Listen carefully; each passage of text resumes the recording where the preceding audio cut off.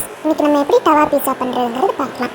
First normal bread வாங்கிக்கோங்க. அது சைடில் இருக்க அந்த ப்ரௌன்லாம் கட் பண்ணி எடுத்துகிட்டு அதுக்கப்புறம் நம்ம பீஸா சாஸ் ரெடி பண்ணணும். நாங்கள் ரெடிமேடாகவே வாங்காமல் வீட்டில் இருக்கிறத வச்சு ரெடி பண்ணுறோம். ஒரு 7 பல் பூண்டு, ஒரு பெரிய வெங்காயம், 3 தக்காளி, இது கூட ஒரு 4 ஸ்பூன் சுகர் போட்டிருக்கோம்.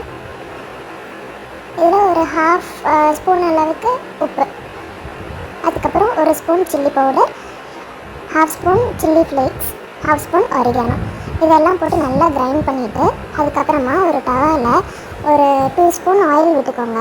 விட்டுட்டு நம்ம அரைச்சி வச்சுருந்த அந்த பேஸ்ட்டை வந்து நல்லா கிண்டிகிட்டே இருந்தீங்கன்னா அதில் இருக்க தண்ணியெல்லாம் நல்லா சுண்டிடணும். அந்த பச்சை வாசம் போனதுக்கப்புறம் பார்த்திங்கன்னா அதோட பீஸா சாஸ் நம்மளுக்கு ரெடி ஆகிடும். ரொம்ப சிம்பிள் தான். இதை நீங்கள் மிச்சம் வச்சு அப்படின்னா கூட நீங்கள் இதை வந்துட்டு கண்டெய்னரில் போட்டு ஃப்ரிட்ஜில் ஸ்டோர் பண்ணிக்கலாம். ஸோ நாங்கள் இந்த கன்சிஸ்டன்சி வந்ததுக்கப்புறம் இறக்கிட்டோம். இதுக்கப்புறமா நம்மளுக்கு வேணுங்கிற டாப்பிங்ஸ் ரெடி பண்ண போகிறோம். சீஸ் கூட வந்துட்டு கார்ன், கொரியாண்டர் லீவ்ஸு, இது கூட ஆரிகானோ, சில்லி ஃப்ளேக்ஸ், இதெல்லாம் போட்டு நல்லா மிக்ஸ் பண்ணி ரெடி பண்ணி வச்சுக்கோங்க.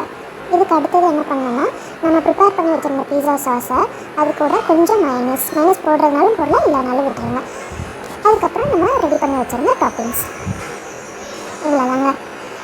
இதை வந்து நம்ம என்ன பண்ணணும், பேன் வந்து கொஞ்சம் லைட்டாக ஹீட் பண்ணிவிட்டு அதுக்கப்புறம் பட்டரோ இல்லை கீ இல்லை ஆயில் ஏதோ ஒன்று நீங்கள் போட்டுட்டு லோ ஃப்ளேமில் வந்துட்டு நம்ம ப்ரிப்பேர் பண்ணி வச்சுருந்த அந்த ப்ரெட்டை வந்துட்டு ஒரு 2 மினிட்ஸ் குக் பண்ணுங்கள். உங்களுக்கு வந்து தவா பீஸா ரெடி. நீங்களும் இதை ப்ரிப்பேர் பண்ணி பார்த்துட்டு எப்படி இருக்குன்னு சொல்லுங்கள். தேங்க்ஸ் ஃபார் வாட்சிங்.